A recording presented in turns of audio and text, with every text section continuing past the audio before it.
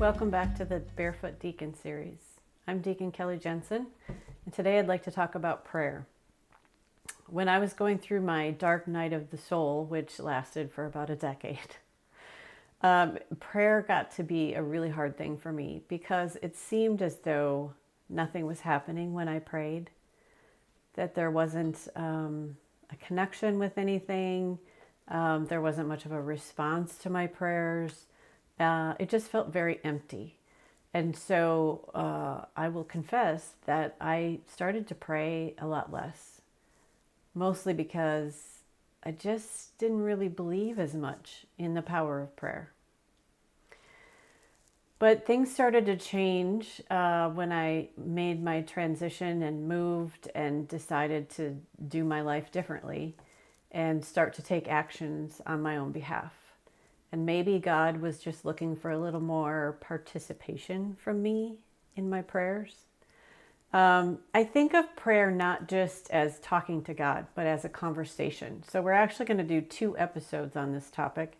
Today I want to talk about prayer, and the next episode is going to be about meditation. Because like with any of your relationships, communication is very important. And there's 2 parts to communication. There's sharing what's on your mind, but also listening.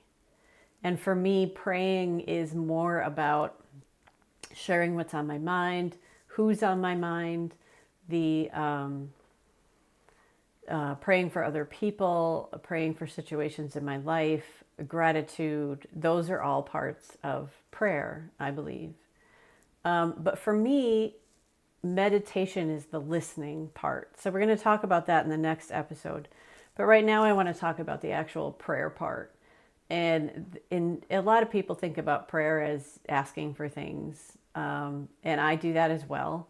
And when I started this transition to Austin, God really started showing up for me in ways that God had felt very absent prior to that.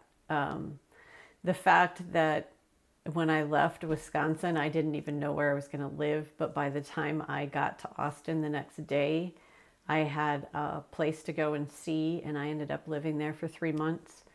When my time there was done and I needed an apartment, I found the apartment that was the most ideal. It was 3 blocks from work. I didn't have to deal with traffic. It was a great place to be for the first year that I was here. So God started showing up in ways like that. And one of my favorite examples is I called my best friend one night, and I'd moved into my apartment and realized how empty it feels. I'd had people and dogs around for years, and I was coming home to an empty apartment. And she said, I think you need a cat. And I was like, that's a great idea. I think that is what I need. I don't want to walk a dog when it's 110 degrees in Austin 5 times a day. A cat sounds perfect. So I went online and started looking for a cat and discovered that I can't afford a cat. I couldn't even afford a shelter cat. I couldn't afford what my apartment was going to charge me to have a cat. And so I went to bed that night and I was like, God, I'm lonely. I need something. I don't want to be dating. That's not what's in the cards for me right now. I would really like a companion of some kind. The next day, my friend's son called me and said, I have a cat for you. I heard you might like a cat, and I have one, and he's free, and he comes with all the stuff, the litter box, the food, the litter, month's supplies, everything is free. Just the owner's allergic, and can you take this cat? And I was like, yes, I can. But I still had the problem of my apartment was going to charge me $500 to have a pet.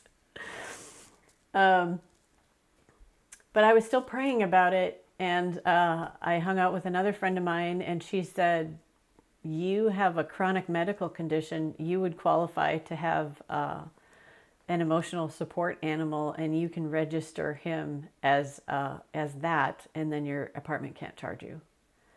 So within about a week, I had a cat with all the things, and he is still my best companion. He makes me laugh every day. He helps me sleep. He lays on me and purrs when I can't sleep. He is just, I think of him as a gift from God every time like every day, really. So speak what's on your heart to God. God is listening even when it feels like God isn't. And the other thing I would say is some people feel like you have to be, because God is holy, that our prayers should be holy. And I don't think of it like that. I think of it as a conversation like you would have with a friend.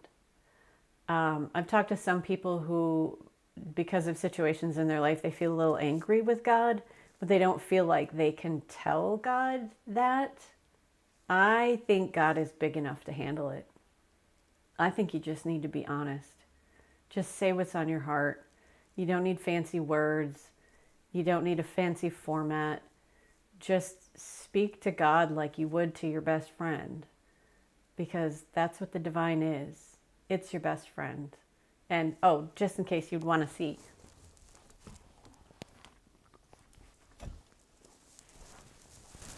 Here's my friend.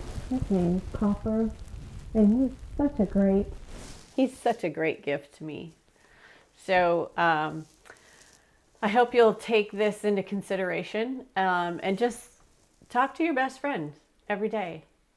God is listening. And then next time we'll talk about how we listen to God.